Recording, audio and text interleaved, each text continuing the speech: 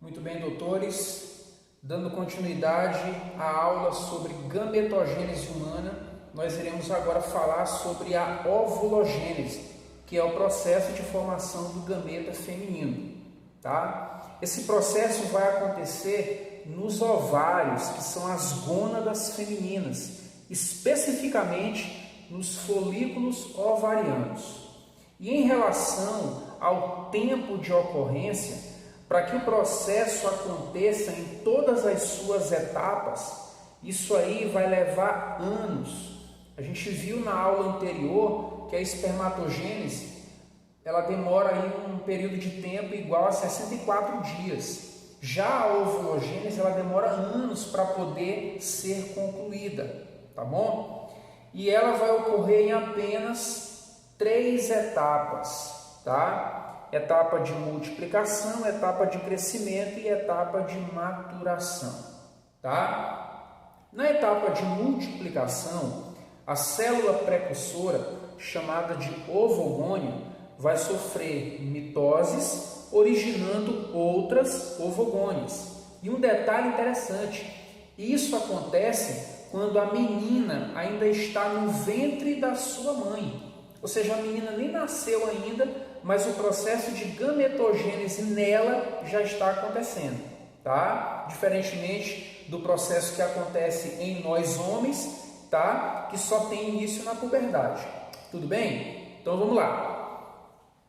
Na fase de crescimento, o que vai acontecer? As ovogônias, tá? Todas elas vão aumentar de volume, através aí do acúmulo de substâncias de reserva, como proteínas, por exemplo, e aí elas vão passar a ser chamadas de ovócitos 1. A gente também pode chamar de ovócito primário ou ovócito de primeira ordem, tranquilos?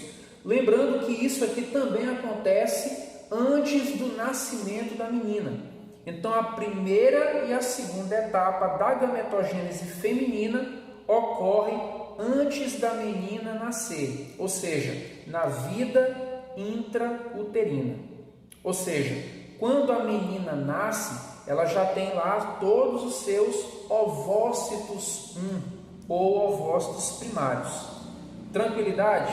Tudo bem até aí? Então vamos lá. Vamos aqui para a terceira etapa do processo. Essa terceira etapa do processo, ela já vai ocorrer por influências hormonais. Então isso aqui vai acontecer na puberdade. Na puberdade, o ovócito primário, tá? Um detalhe interessante. O ovócito primário, quando a menina nasce com ele está com um processo meiótico interrompido. E na puberdade, por influências hormonais, esse processo meiótico ele tem continuidade. E aí, quando acontece a primeira divisão meiótica, tá? Quando ela é concluída, vão ser geradas aí 2 células. Uma delas chamada de ovócito 2 e uma outra chamada de glóbulo polar. O glóbulo polar ele não vai participar do processo reprodutivo. Tá? O glóbulo polar é uma célula inviável. Por outro lado, o ovócito 2, na espécie humana, é quem vai ser o gameta feminino. Tranquilo? Então, quando você ouvir dizer que a mulher ovulou, significa que ela liberou para dentro da tuba uterina o ovócito 2. Tá? Então, na espécie humana, o gameta feminino é chamado de ovócito 2. Tranquilo? Agora, o que acontece? Esse ovócito 2, ele está com o processo meiótico 2 também interrompido. Esse processo ele só vai ter continuidade para que assim a gametogênese termine, tá bom? De fato, se caso ele for fecundado por um espermatozoide, tá bom? Tá tranquilo até então? Então vamos ver uma figura correspondente para a gente entender melhor esse processo. Então vamos lá, preste atenção. Nós temos aqui o processo antes do nascimento. O que a gente tem antes do nascimento? A gente tem antes do nascimento aqui a multiplicação das ovogônias, gerando outras ovogônias. Aí o que vai acontecer? Essas ovogônias, todas elas vão crescer e vão ser transformadas em ovócitos 1. Tudo isso vai acontecer o quê? Antes do nascimento.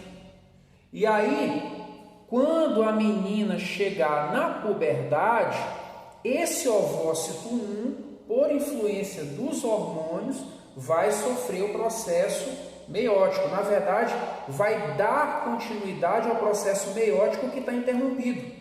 Tá? Essa interrupção, inclusive, é chamada de dictióteno. Tá bom? Então, o processo meiótico ele começa, mas ele não termina. Ele fica interrompido aqui na prófase 1. E aí, na puberdade, pelas influências hormonais, esse processo ele tem continuidade. Tá bom? E aí, como resultado, a gente vai ter aqui o glóbulo polar e o ovócito 2, que é o gameta feminino na espécie humana. E aí a gente vai observar que o ovócito 2 ele só vai sofrer a segunda meiose caso ele seja fecundado pelo espermatozoide. Tranquilos até então? Tudo bem? Então eu espero aí que essa aula sobre gametogênese feminina tenha agregado conhecimento a você. Tá ok? Continue ligados porque nós vamos ter mais uma aula que trata sobre o processo de fecundação. Tá ok? Continuem atentos. Obrigado aí pela atenção e até o nosso próximo encontro.